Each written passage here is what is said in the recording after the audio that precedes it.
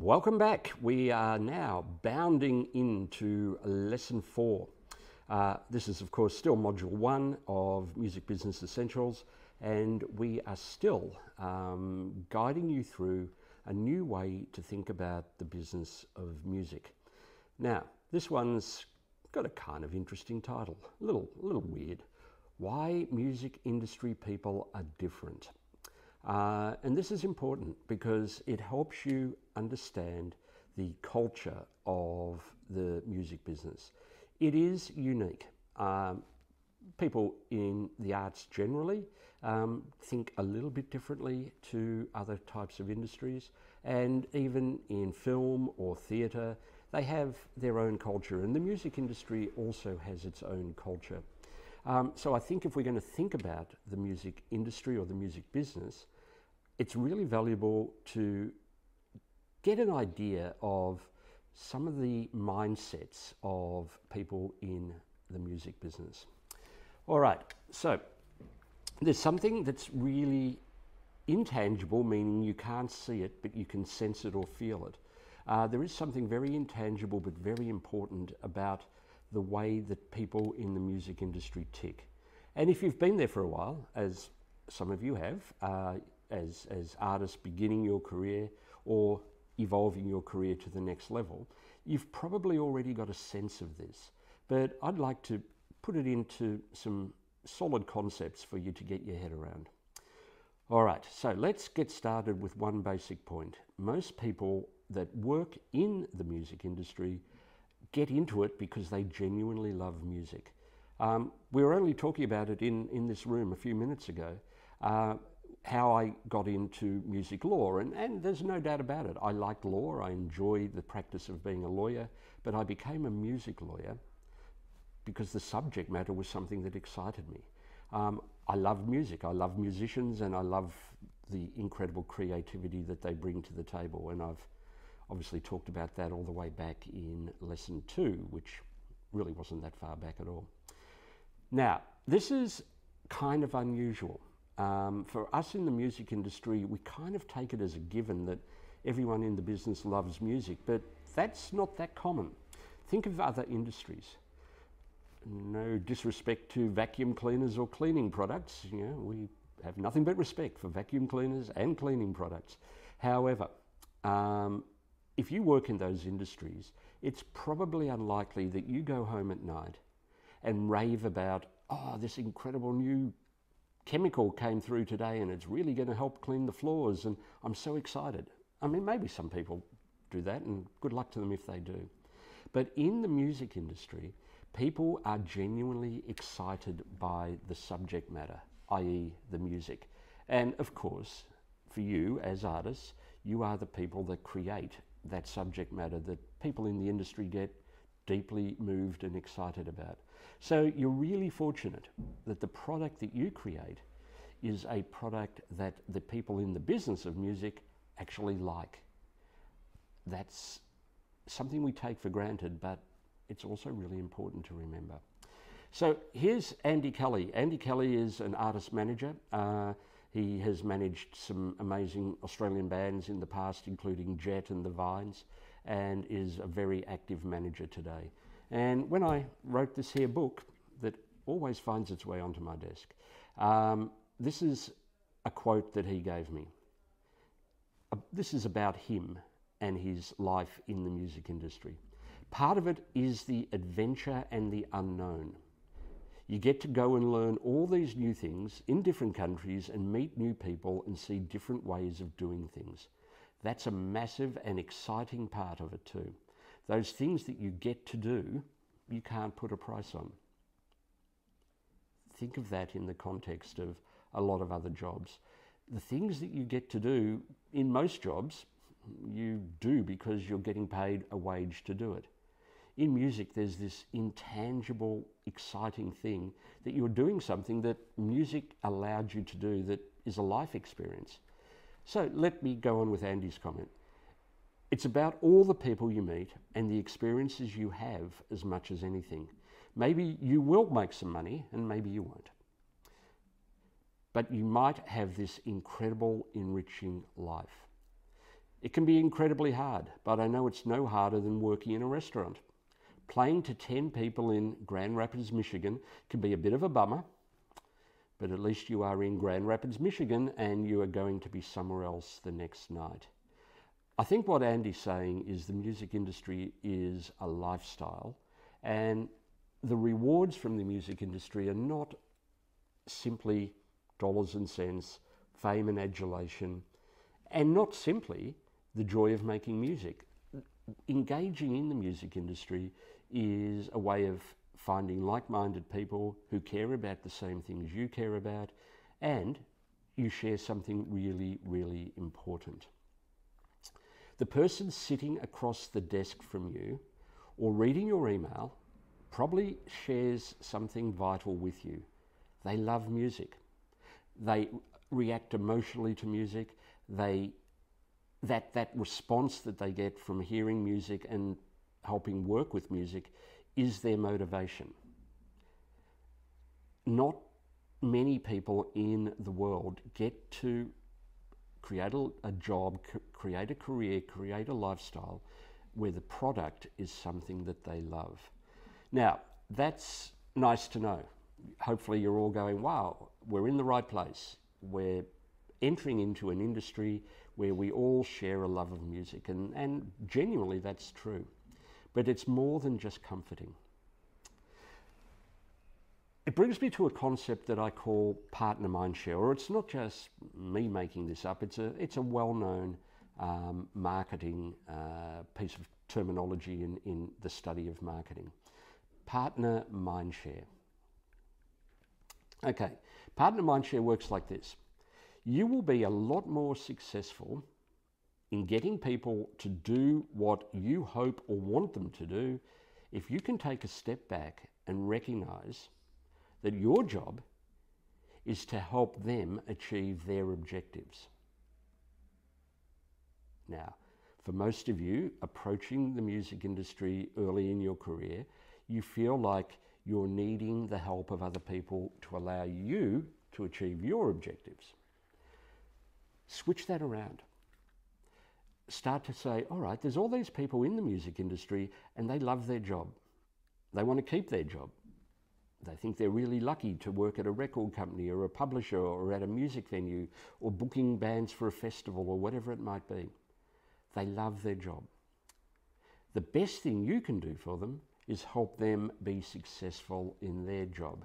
The byproduct of that is that they will help you become successful in your creative and artistic pursuits.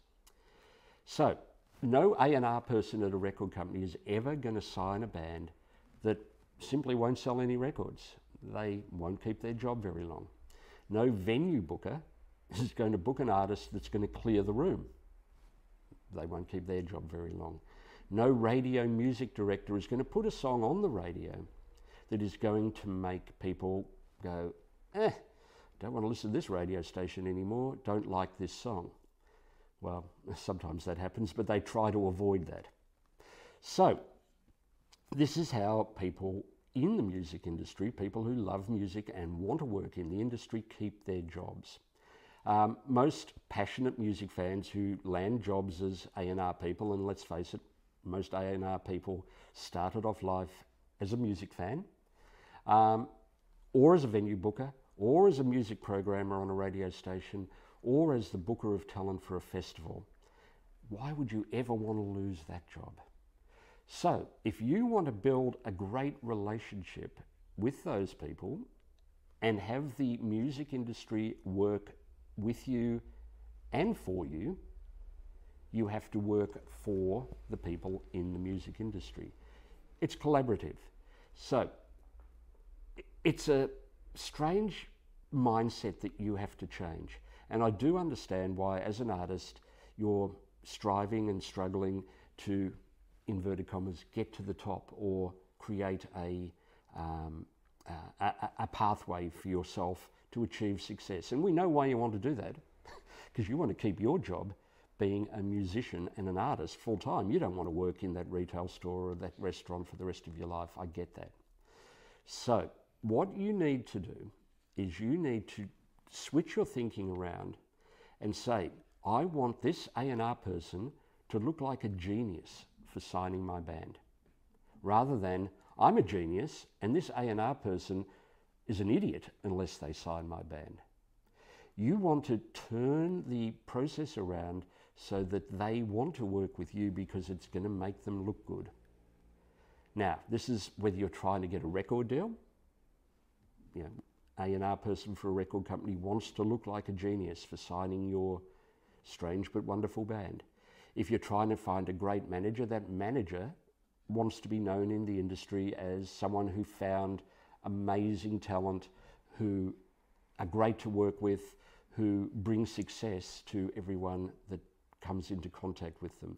It's the same for being chosen for a festival slot. You want that festival booker to go, gee, I'm smart. I really picked a good band there. You have to make it so that they look good doing their job. And if you're able to do that, you're taking a very big step towards having a sustainable career in music. Try not to treat the people that you work with in the industry as idiots, because chances are, at their core, they're as big a fan of music as you are. Now, that brings us to another introductory point that I just want to start off with, quite early in this course. And that's called the concept of scarcity and abundance. Now, for any of you who've done, first year economics at college or something like that, this is sort of economics 101. It's a pretty basic concept, but it works like this. For every single opportunity, there's a limit. You want to get on that playlist, you want to play at that festival, you want to get that record deal or that publishing contract or be on the roster of that excellent manager. Unfortunately, there is more people like you than there is available spots. I think it's a number that gets thrown around a lot, that there's 60,000 new tracks added to Spotify every day, and they're not all going to get on the best playlists, let alone getting a spot on a festival that you would love to play, Coachella or Austin City Limits or whatever it might be. So because there are more than enough artists and more than enough music for the given opportunities, we are in a market that's called an abundant market. Music is an abundant resource. There is more music than any industry can ever process and consume, and there's more music than any fan or even casual fan of music can ever listen to. So, because music is abundant, it means that it's really easy for decision makers or gatekeepers, if you want to call them that, in the music industry to say no. In fact, you'd be surprised, most A&R people say no over 95% of the time. That means that it's a challenging thing to get through that door. Now, you might, deep in your heart of hearts, believe that you are a musical genius, and some of you are. I know it. Statistics simply says that there's a couple of people right now, or even a few, that are listening to this class who are thinking correctly that you are way above average when it comes to musicianship, and there's probably a few geniuses out there. There's one, David Bowie. There's a few geniuses out there for sure. But even the ones that are incredibly good face competition. And the best way of dealing with that competition is to make yourself a good option for a decision maker, an option that they're not going to regret. Now, there's a couple of ways of doing that. We'll get onto some of those later. But doing this course actually is one, that you are informed and knowledgeable and aware of the structure and the roles of the participants in the music industry. But I strongly think that this idea of having this partner mindshare mindset in your approach is going to make a very, very big difference. So, a lot of what we've talked about in this lesson apply to lots of different businesses. There's lots of different businesses that have an abundant resource. Music is just one.